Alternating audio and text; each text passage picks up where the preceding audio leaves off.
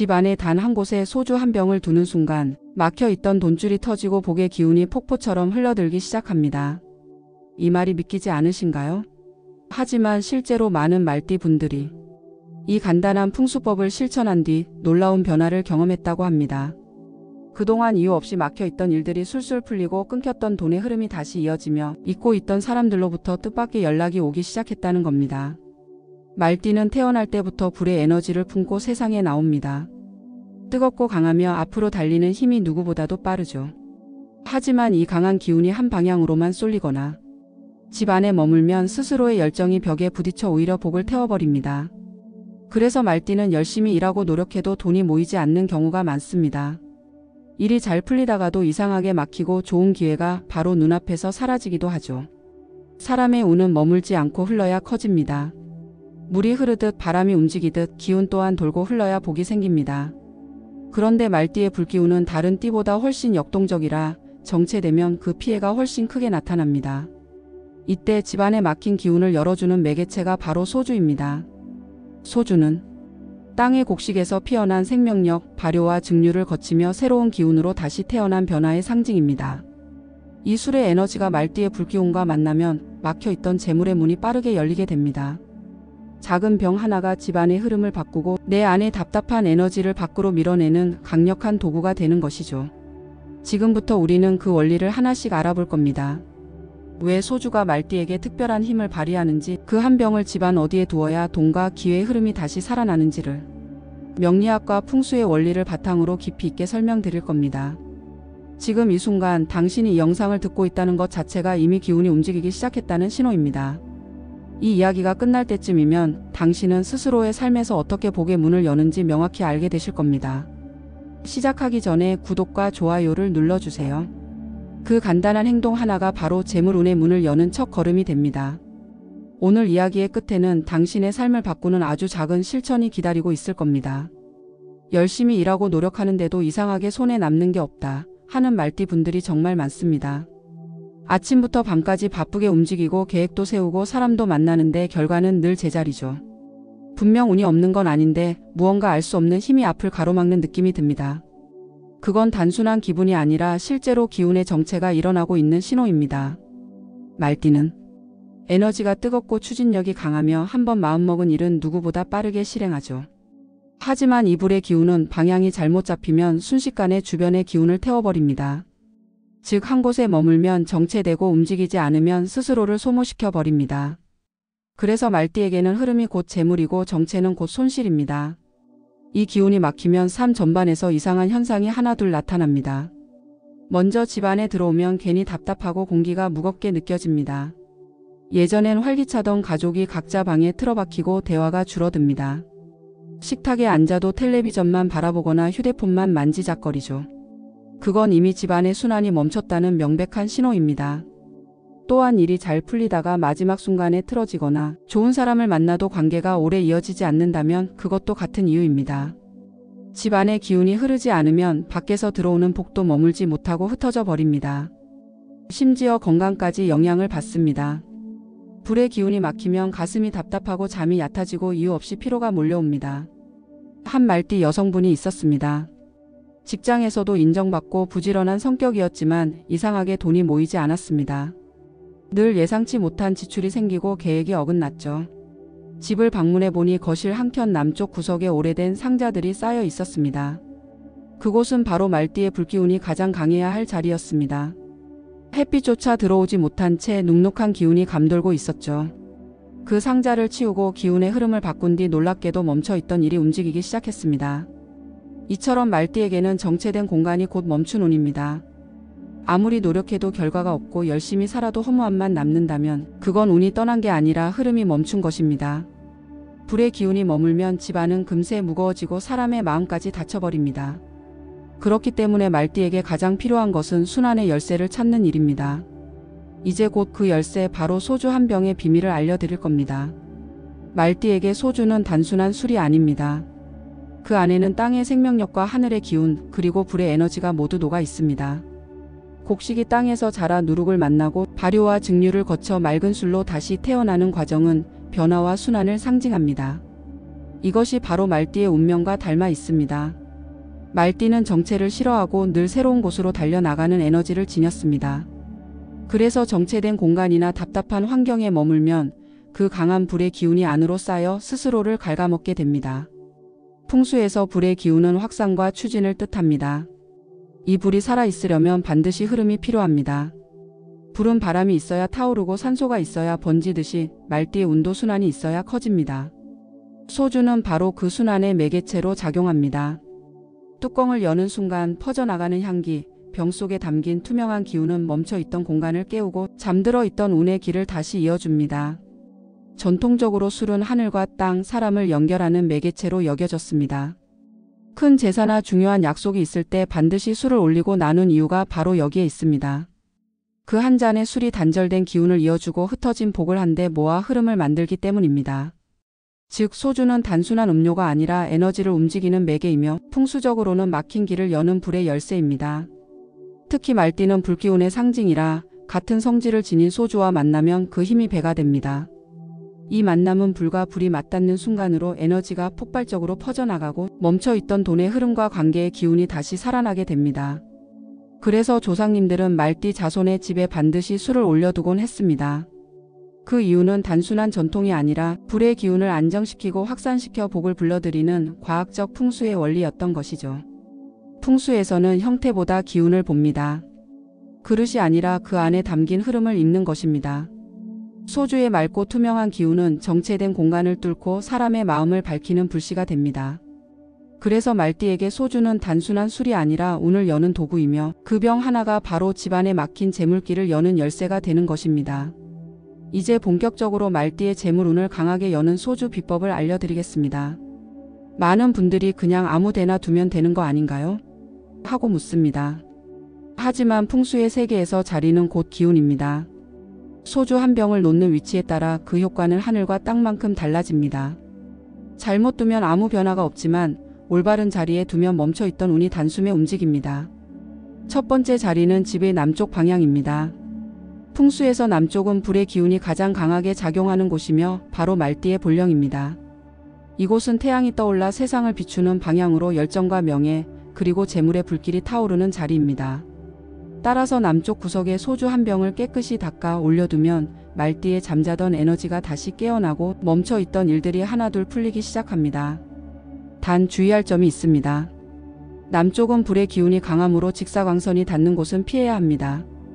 햇빛이 직접 들지 않는 선반 안쪽이나 장식장 위에 올려두면 그곳에서부터 불의 기운이 안정적으로 타오르며 돈의 흐름을 살립니다. 두 번째 자리는 현관 입구 근처입니다. 현관은 모든 기운이 드나드는 입구로 집의 코와 같습니다. 이 문이 막히면 아무리 밖에서 좋은 기회를 만나도 그 복이 안으로 들어오지 못합니다. 현관 입구에서 들어와 바로 보이는 곳, 너무 눈에 띄지 않는 선반 위나 신발장 위에 소주 한 병을 두세요. 소주의 향기와 기운이 외부에 복된 에너지를 끌어들이고 집 안 깊숙이 그 흐름을 퍼뜨려 전체적인 재물운을 높여줍니다. 실제로 이 방법을 실천한 한 말띠 사업가는 몇 달간 막혀있던 거래가 갑자기 열리고 새로운 고객이 찾아왔다며 놀라워했습니다. 그것은 우연이 아닙니다. 기운은 막혀 있을 때보다 열릴 때 훨씬 빠르고 강하게 반응합니다. 세 번째 자리는 서재나 작업 공간의 책상 모서리입니다. 이곳은 생각이 모이고 아이디어가 태어나는 곳으로 말띠의 불기운과 밀접한 관계가 있습니다. 책상 위에 소주 한 병을 두면 흩어져 있던 열정이 한 곳에 모이고 시작한 일을 끝까지 완성하는 힘이 생깁니다. 특히 영업직, 상담직, 예술가처럼 자신의 열정과 말솜씨로 돈을 버는 말띠에게는 이 자리가 최고의 금전 자극 포인트가 됩니다. 소주는 단순한 술이 아니라 활력의 불씨를 지닌 존재입니다. 그래서 제대로 된 자리에 두면 재물의 길을 열지만 반대로 잘못된 곳에 두면 복을 태워버릴 수도 있습니다. 좋은 약도 쓰는 방법에 따라 독이 되듯 소주 역시 자리를 잘못 잡으면 오히려 운을 막습니다. 그래서 오늘은 반드시 피해야 할 4가지 장소를 알려드리겠습니다. 첫 번째로 아이의 방입니다. 아이의 공간은 안정과 평화를 중심으로 기운이 만들어져야 합니다. 그런데 소주는 불의 성질을 띠고 있어 기운이 지나치게 활발합니다. 이 불기운이 아이의 방 안으로 들어가면 집중력이 떨어지고 마음이 산만해지며 수면에도 영향을 줍니다. 특히 성장기 아이라면 이런 과한 기운은 정서적으로 불안함을 불러올 수 있습니다. 아이의 공간에는 소주보다 맑은 물 한 잔이나 작은 화분처럼 조용하고 안정된 에너지를 주는 물건이 훨씬 좋습니다. 두 번째로 텔레비전이나 컴퓨터 같은 전자기기 근처는 절대 피해야 합니다. 전자기기는 끊임없이 인공적인 전자파를 내뿜는데 이것이 소주의 자연 발효 기운과 섞이면 에너지가 혼탁해집니다. 마치 맑은 샘물에 흙탕물을 섞은 것과 같죠. 그 결과는 분명합니다. 돈 문제로 인한 다툼이 늘어나거나 기계 고장으로 불필요한 지출이 생기는 형태로 나타납니다. 소주는 자연의 기운을 담은 존재입니다. 인위적인 기운과 가까이 두면 그 힘이 흐트러져 재물운이 약해집니다. 세 번째는 북쪽의 어둡고 습한 공간입니다. 풍수에서 북쪽은 물의 기운이 강한 자리입니다. 하지만 말띠는 불의 띠입니다. 불과 물은 상극의 관계이기 때문에 그곳에 소주를 두면 두 기운이 서로 부딪혀 불안정한 흐름이 생깁니다. 결국 재물운이 꺼지고 사람의 마음이 우울해질 수 있습니다. 말띠는 본래 활기차고 밝은 성향인데 이런 음습한 공간에 영향이 더해지면 스스로 에너지가 줄어들고 의욕을 잃게 됩니다. 따라서 북쪽 어두운 구석이나 습한 창고에는 절대 두지 마십시오. 마지막으로 화장실입니다. 이곳은 집안에서 가장 기운이 낮고 탁한 곳으로 모든 더러운 에너지와 불필요한 기운이 빠져나가는 통로입니다. 그런데 이곳에 소주를 둔다는 건 좋은 기운을 그 통로로 흘려보내는 것과 같습니다. 결국 어렵게 모은 복을 변기에 버리는 셈이 되죠. 또한 화장실의 습하고 음한 기운은 소주의 맑은 발효 에너지를 탁하게 만들어 오히려 나쁜 기운을 끌어들이게 됩니다. 그 결과 예상치 못한 금전 손실이나 가족 간의 다툼이 생길 수 있습니다. 이제 소주를 올바른 자리에 두었다면 그 다음은 기운을 더 강하게 증폭시키는 단계입니다. 바로 소금과 소주를 함께 두는 방법입니다. 이 두 가지는 풍수에서 완전히 다른 역할을 하지만 함께 쓰일 때 그 힘은 몇 배로 커집니다. 소금은 공간의 탁한 기운을 정화하고 소주는 좋은 기운을 퍼뜨립니다. 즉 하나가 막힌 길을 깨끗이 청소하고 다른 하나가 그 길 위로 복을 흘려보내는 구조가 되는 것이죠. 우리 조상님들은 이런 원리를 본능적으로 알고 있었습니다. 큰 집 대문 앞이나 상점 입구에 소금 단지를 두었던 이유가 바로 그것입니다. 밖에서 들어오는 잡기나 악한 기운을 먼저 소금이 걸러주고 그 뒤에 좋은 기운이 안으로 들어오도록 길을 열어주는 풍습이었습니다. 이때 소주를 함께 두면 정화와 확산이 동시에 이루어져 집안의 모든 공간이 맑고 밝게 살아나게 됩니다. 가장 좋은 위치는 현관에서 들어와 바로 마주 보이는 선반 위입니다. 사람 눈에는 잘 띄지 않지만 들어오는 기운이 가장 먼저 닿는 자리입니다. 그곳에 굵은 소금을 담은 그릇을 하나 놓고 그 옆에 깨끗한 소주 한 병을 나란히 두세요. 그렇게 하면 현관을 통해 들어오는 모든 기운이 소금에 의해 먼저 정화되고 소주를 통해 복의 흐름으로 변해 집안 구석구석 퍼져나갑니다. 이 조합은 말띠에게 특히 강력합니다. 불의 기운을 가진 말띠에게 소금의 정화 작용이 잡된 에너지를 다스리고 소주의 확산 기운이 다시 불의 흐름을 힘있게 퍼뜨리기 때문입니다. 또한 돈과 관련된 물건 근처에도 이 조합을 두면 좋습니다. 예를 들어 통장, 계약서, 사업서류, 금고 같은 곳이죠. 그 옆에 소금과 소주를 함께 두면 금전운이 안정되고 서류와 관련된 일이 매끄럽게 풀리게 됩니다. 중요한 거래나 부동산 계약을 앞두고 있다면 그 서류 옆에 하룻밤 정도 소주와 소금을 두세요. 다음날 그 기운이 서류에 스며들어 일이 자연스럽게 성사되는 흐름을 만들어줍니다. 단 관리가 중요합니다. 소금은 습기를 머금으면 정화력이 떨어집니다.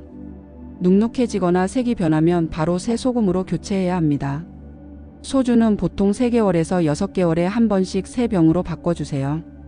병이나 그릇에는 먼지가 없어야 하고 항상 정갈한 상태로 유지하는 것이 핵심입니다.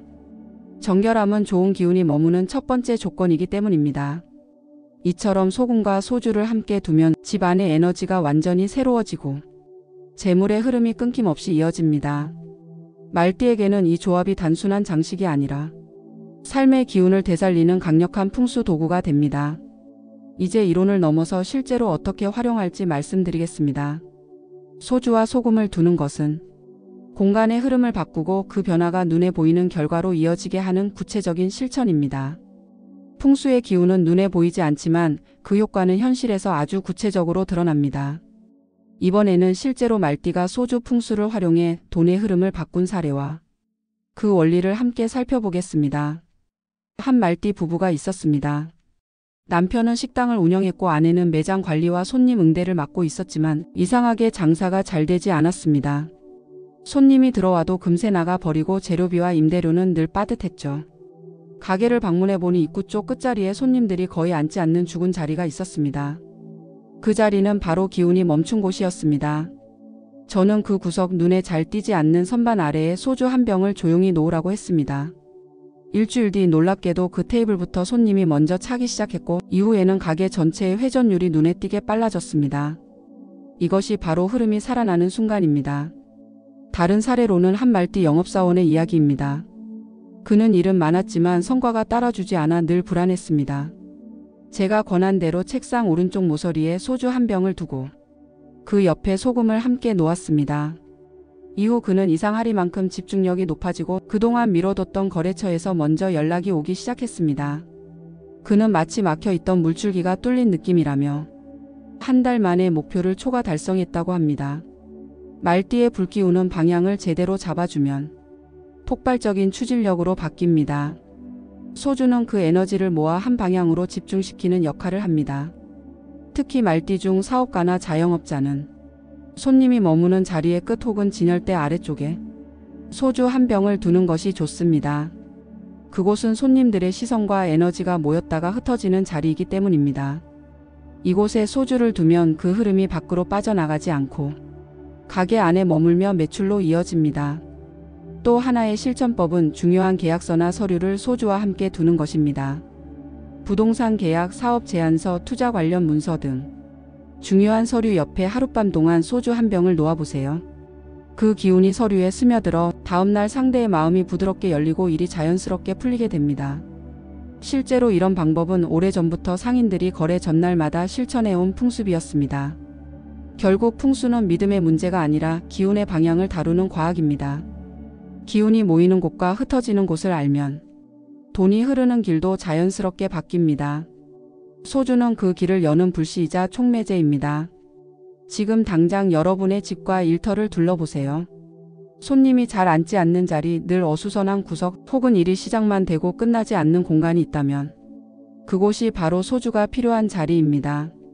이제 마지막으로 이 풍수를 실천한 후 나타나는 좋은 신호와 변화의 징조를 알아보겠습니다. 그 징조를 알아채면 지금 들어오는 복의 흐름을 놓치지 않고 더 크게 키울 수 있습니다. 소주 풍수를 실천하면 기운은 반드시 반응합니다. 단지 눈에 보이지 않을 뿐이지 그 에너지는 서서히 움직이며 현실 속 징조로 나타납니다. 이제부터 말씀드리는 변화의 신호들이 보인다면 그건 복의 문이 이미 열리고 있다는 뜻입니다. 첫 번째 신호는 공간의 공기가 달라지는 것입니다. 아무 일도 하지 않았는데 집안이 갑자기 밝아지고 아침 햇살이 전보다 따뜻하게 느껴집니다. 현관문을 열 때마다 이유 없이 기분이 좋아지고 텅 비어있던 거실이 묘하게 편안해집니다. 이건 단순한 기분이 아니라 정체되어 있던 음한 기운이 빠져나가고 새로운 양의 흐름이 들어오기 시작했다는 확실한 증거입니다. 두 번째 신호는 사람의 운이 움직이기 시작하는 것입니다. 그동안 연락이 끊겼던 지인에게서 갑자기 전화가 오거나 예전의 거래처가 다시 찾아오기도 합니다. 또는 작은 일 하나가 예상보다 순조롭게 풀리면서 자신감이 되살아납니다. 이건 우연이 아닙니다. 기운이 열리면 사람의 관계도 함께 흐르기 때문입니다. 풍수는 결국 사람과 공간의 공명을 다루는 학문입니다. 공간이 열리면 사람의 길도 따라 열립니다. 세 번째 신호는 돈의 흐름이 달라지는 것입니다. 그동안 이유 없이 새어나가던 지출이 줄고 작은 금액이라도 꾸준히 들어오기 시작합니다. 뜻밖의 경품, 소소한 수익, 거래 성사, 미뤄졌던 대금 입금. 이런 일들이 연달아 생기면 그건 재물운이 본격적으로 돌기 시작했다는 표시입니다. 이 시기에는 소비보다는 모으는 데 집중하세요. 기운이 안정되기 전에는 흩어지기 쉽기 때문입니다. 네 번째 신호는 마음이 편안해지는 변화입니다. 이전엔 사소한 일에도 불안하거나 예민했는데 요즘은 이유 없이 마음이 차분해지고 밤에도 쉽게 잠들 수 있습니다. 풍수의 기운은 결국 마음과 연결되어 있습니다. 공간이 맑아지면 마음도 정화되고 그 에너지가 다시 집안을 감싸며 복의 순환을 만듭니다. 이 평온함이야말로 진짜 부의 시작입니다. 마지막으로 가장 중요한 신호는 감사함이 저절로 올라오는 순간입니다. 작은 일에도 고마움을 느끼고 주변의 소중한 사람들에게 마음이 열립니다. 그 순간부터 기운은 받는 복에서 머무는 복으로 바뀝니다. 즉 재물이 단순히 스쳐가는 운이 아니라 머물며 쌓이는 복으로 자리 잡는 것입니다.